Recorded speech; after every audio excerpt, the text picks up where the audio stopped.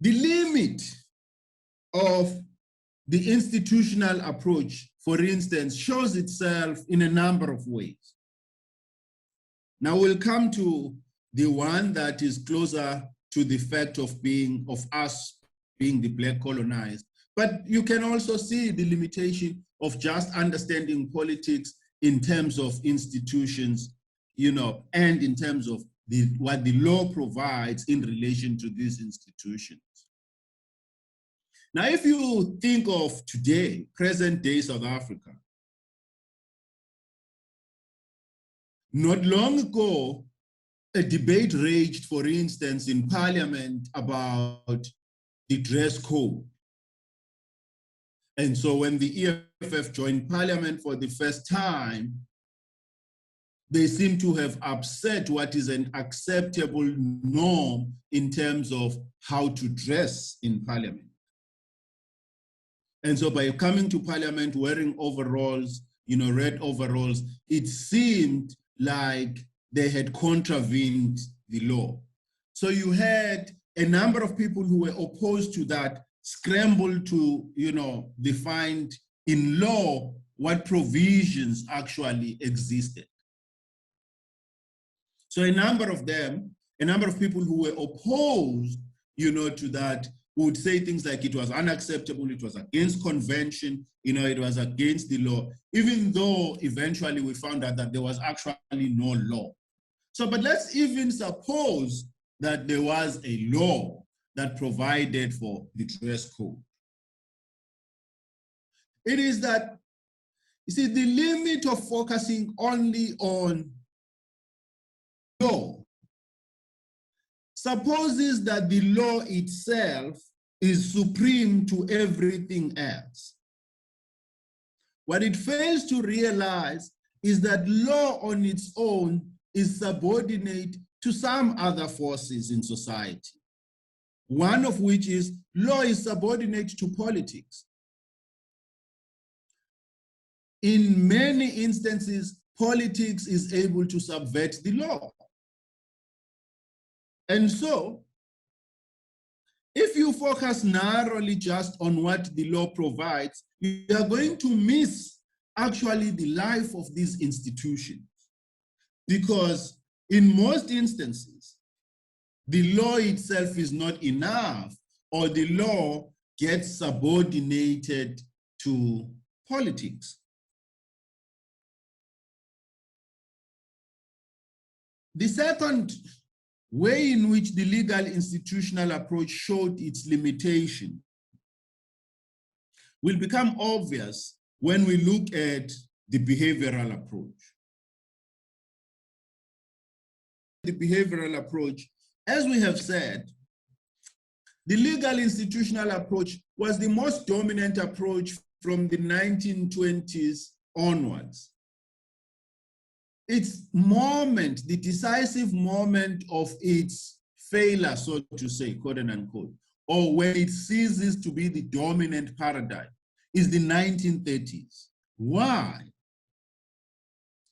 It is because in the 1930s, when political science is busy studying the institutions, when it's busy, saying that democracy functions when there is a parliament, when there is a judiciary, when there is an executive, and each of them are separate and independent of each other, and the law must provide for the autonomy of one from the other. Whilst political science was obsessed with the legal provisions governing these institutions, there was something else going on in Europe.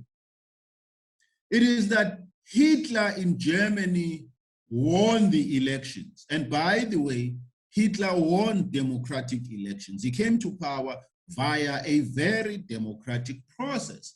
So he was not this absurdity, that he is presented to be today.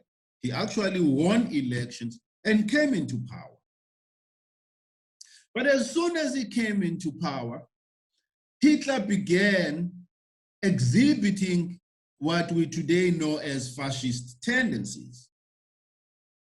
More explicitly, Hitler began killing Jews. And so we remember him now for the Holocaust. So basically what happens as Hitler takes over power democratically and then he begins to kill the Jews in Germany is that because of the Holocaust or the massacre that he's involved in and his subversion of democracy in Germany, political science entered a crisis mode. It entered a crisis mode for two reasons. One is political scientists said, how could we have failed to foresee that it is a possibility that fascism may emerge right under the watch of the law? So political science enters a crisis mode because it thought that it had secured democracy by focusing on the law. And so it thought that as long as the law provides, for instance, how may you ascend to power, as long as the law provides for the relationship between parliament, the judiciary, and the executive, they thought that democracy was secure. But right under that assumption, that presupposition, you had Hitler ascend to power, not only ascending to power, but deciding to kill the Jews. And so political science goes into a tailspin, so to say. It goes into a tailspin because it had assumed that democracy was secured via the prescripts of the law. But the genocide in Germany, of the Jews, happened right in front of them. And so there is a realization within political science that actually to understand politics, it is not enough to understand institutions and to understand just the legal institutions and to understand what the law provides in relation to those institutions. Because what the example of Hitler taught them was that institutions are actually populated by human beings.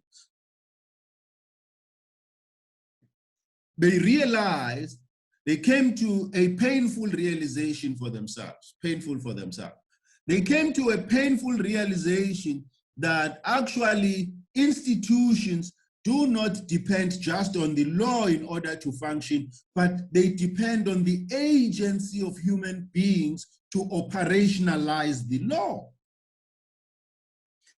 And in order to operationalize the law, people have to interpret it. They have to interpret the provisions of the law in order to operationalize it. So the law is not just an instrument that they take, they're ready to use, and they use. No. The law itself is subject to interpretation, and that interpretation is the domain of human agency, which means then that the very same law may actually be interpreted by people differently. Let me give you an example whilst we are at it. Now, for those who know a little about the history of slavery in America, would know that there was never a law that was provided, or rather there was never a law enacted in America in order to end slavery. The 14th Amendment of the American Constitution, the 13th or 14th Amendment, I'm not sure whether it's the 13th or 14th, but the 13th or 14th Amendment that ended slavery in America, it was not really an amendment as you think of it. All that changed was that the category human was expanded in order to include Black Americans who previously had been thought of to lie beyond the category of human beings. So all that changed in order to end slavery, which said that the enslavement of one human being by another was not acceptable. All that changed was that the category human in that provision that says that the enslavement of one human being by another is not acceptable. All that changed was the interpretation of who is human. It was that same provision that had actually allowed slavery to prevail, because in as much as it said the enslavement of one person by another is not acceptable, slavery was justified on the basis of the fact that Black people were not human. So it was interpretation. Now, all of this I say to drive point home that the law on its own is not enough. We also need to understand that law, in order to be operationalized, gets interpreted, and law gets interpreted differently by human beings under different circumstances. The same sentence in law may be interpreted differently under different circumstances, or by different people in the same circumstance.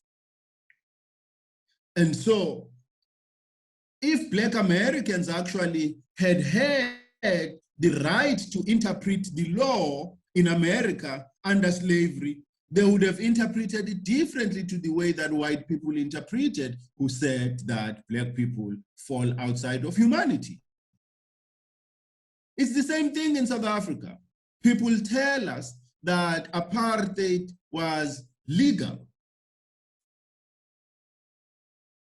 Now, the same legal provisions that they rely on, if interpreted by Black people, will surely gain a different meaning. Now, all this, I'm emphasizing the point that political science had a very narrow range at a time when the legal institutional approach was the dominant approach, because it focused only on the institutions, not just the institutions, the law that governs the functioning of those institutions. It forgot that the institutions actually are manned by human beings who have agency, and who in exercising their agency give different interpretations to the law. Now, how did political science come to realize that? It was because in Germany, Hitler had ascended to power via democratic processes, and after ascending power via democratic processes, he decided to kill the Jews. And this is when political science is jolted back into its senses. Again, here is the point about the discipline of political science. We see very well that, or let's put the point differently. So the year when Hitler decides to kill the Jews is 1935. Well, it starts before 1935, but you know, it is between 1935, 1939 and 1945, the beginning of the Second World War and the end of the Second World War. Now, if this is 1939, we know very well that massacres had been conducted by white people in this continent prior to that. In 1921, there had been a massacre in South Africa where white people massacred Black people in what is known as the Queenstown Massacre. For those who come from the Eastern Cape, they would know a town, you know, known as Queenstown. In 1921, white people had massacred annihilated Black people there. In 1904, white people had annihilated all the Herero people in Namibia. But political science was not moved. It is only when white people are killed by other white people, by Hitler, that political science is jolted back to its sensibility, which simply tells us that this knowledge has never been concerned with us as Black people. In its horizon of meaning, as Black people, we do not feature, because if political science realized its limitations or the limitations of the legal institutional approach as a result of Hitler killing other white people, the question has to be, why did political science recognize its limitations when white people killed Black people in Queenstown, when white people killed Black people, you know, in Namibia, or in several other parts of the continent? where black people had been annihilated by white people. The point is simply that political science, not just political science, modern disciplinary knowledges begin from the sensibilities of white people. It is incapable, modern disciplinary knowledges are incapable of recognizing injustice when injustice is suffered by black people. We see it here with the legal institutional approach, but also the important point is that the development of the discipline has never been informed by the experiences, the lived experiences of the black people, because here we have the lived experience of black people, of the black colonized, being annihilated by white people, but this lived experience does not have any meaning or does not have any impact in the development or in the forward movement of the discipline of political science. It takes Hitler to do to white people, because all Hitler did, Hitler committed no crime. All Hitler did was to do to white people what white people had reserved for us, black people. And so his crime, if he had a crime, was to do unto white people what white people had thought was right to do only to black people. And so we must see the Holocaust in exactly the same way that we must see the massacre of the Herero people. In exactly the same way, we must see the Queenstown massacre and several other massacres that happened across the continent. We must not privilege one massacre over the others. But you know why we privilege one over others? It is because modern disciplinary knowledge privileges that one, because as we've just seen, the institutional approach became delegitimized simply because it was unable to preempt white people killing each other, Hitler killing the Jews. That it was not able to preempt white people killing black people in Namibia and in South Africa seems not to matter in its life. Okay, so we've made the point sufficiently. The institutional approach becomes dominant from the 1920s until the 1930s, until Hitler does to white people what white people had reserved for black people. So what this shows us is the fact that the forward movement of the discipline has never been informed by the lived experiences of black people, but rather by the lived experience of white people. Because it is when white people die that the discipline shows any forward movement. When black people die, it is not moved. Okay. So the legal institutional approach became delegitimized as a result of its failure to preempt what Hitler did, to white people. And there was a realization that, as we've said, institutions are actually populated by human beings. Institutions depend on the agency of human beings to interpret the law.